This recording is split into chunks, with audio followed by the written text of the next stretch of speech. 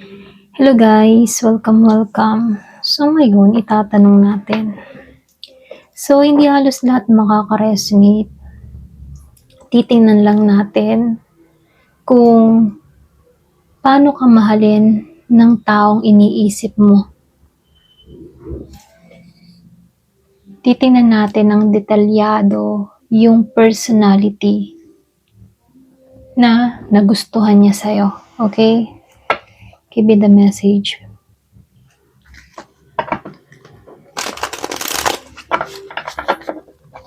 So, be open-minded po. Hindi halos lahat makaresonate. Thank you nga po pala sa mga nagsusubscribe, sa mga bumabalik. Maraming salamat. Ganto ka ba mahalin ng taong iniisip mo? Titingnan natin yung kabuuan ng personality mo, kung ano yung nagustuhan niya sa'yo. Okay, titingnan natin. Ayan, start na tayo. Ganto ka ba niya mahalin? Ano yung pinaka detalyadong personality mo na minahal nito sa'yo? Ayan.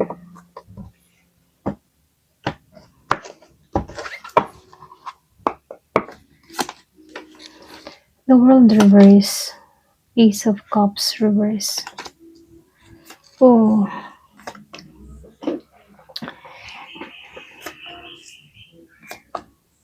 So dito, no, meron nung nakikitang Scorpio, Pisces, Cancer, Virgo, Capricorn, Taurus, Gemini, Libra, and Aquarius.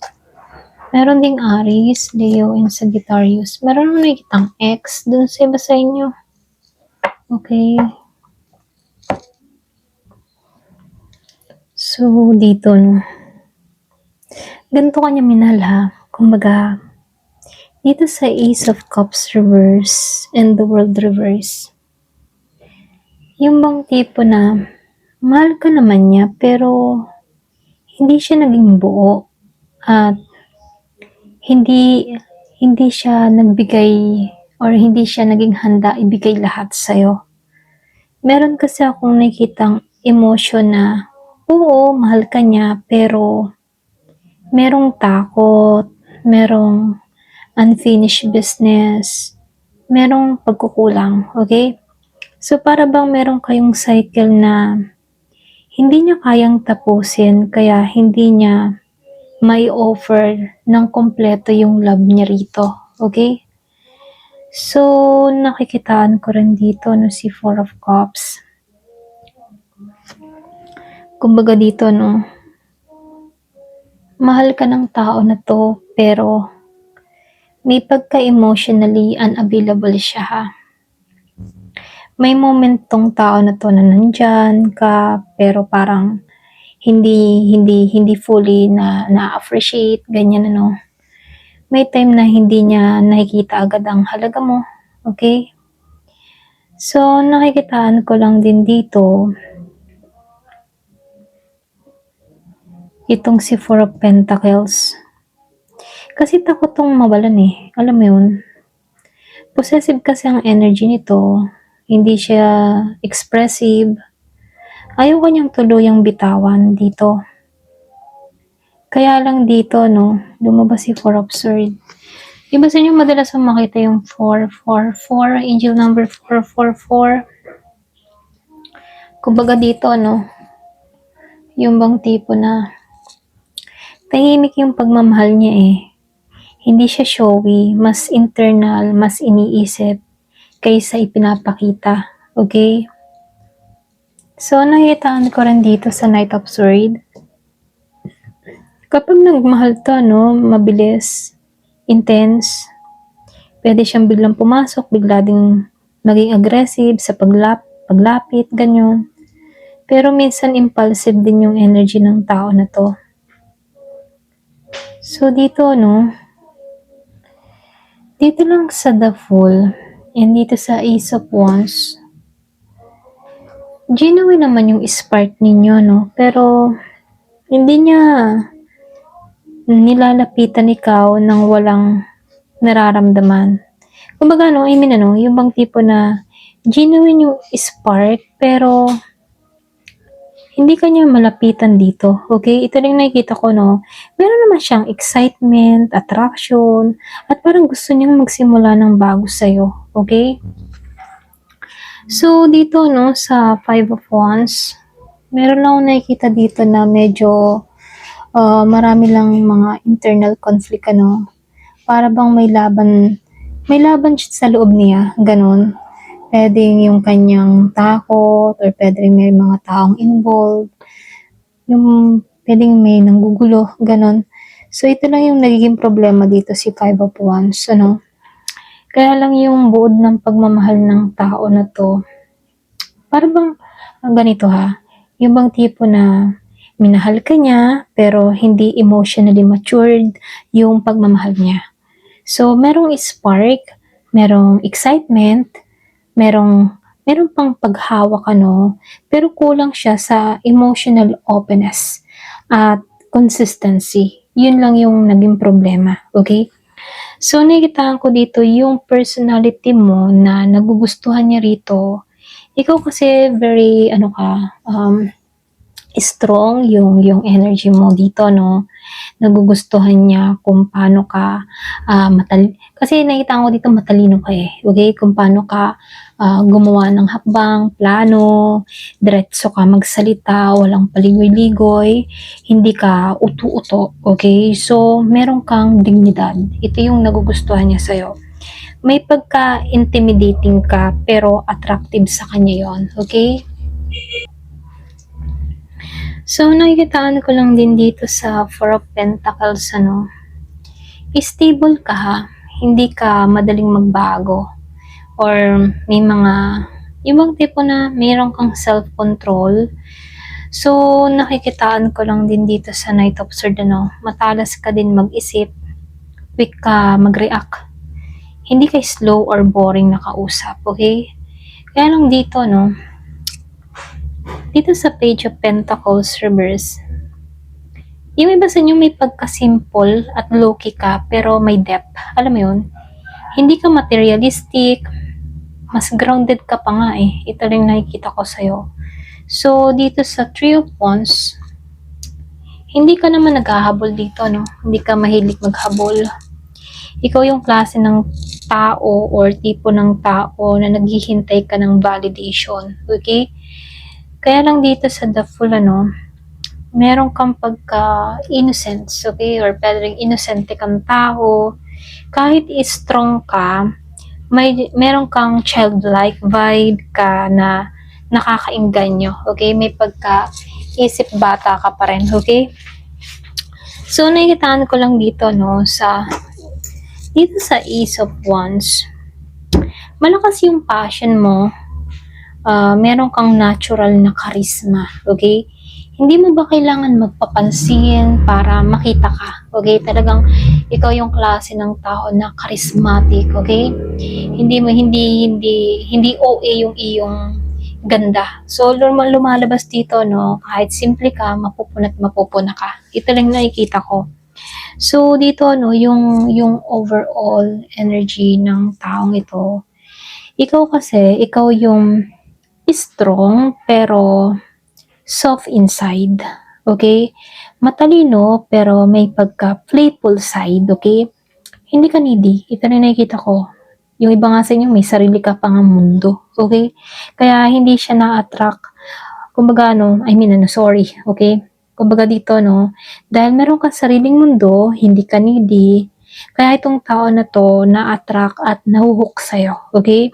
Dahil strong ka at hindi ka depende sa kanya, nahihirapan siyang kontrolin yung sitwasyon, kaya meron lang konting conflict dito. Okay? Ito lang yung nakikita ko, no? So, tingnan natin, ano? Kasi ito lang yung mga personality na nagustuhan niya sa'yo.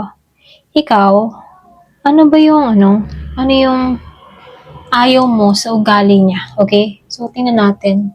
Ano ba yung ayaw mo sa ugali ng taong ito? Okay? Give me the message. Ano yung ayaw mo naman sa ugali niya?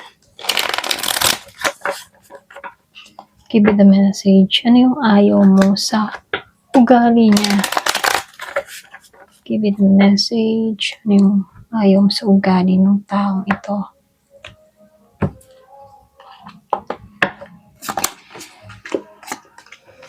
Ay, sorry. Wow. So, magkakaalaman kung ano ba yung ayaw mo sa pag-uugali niya. Ayan.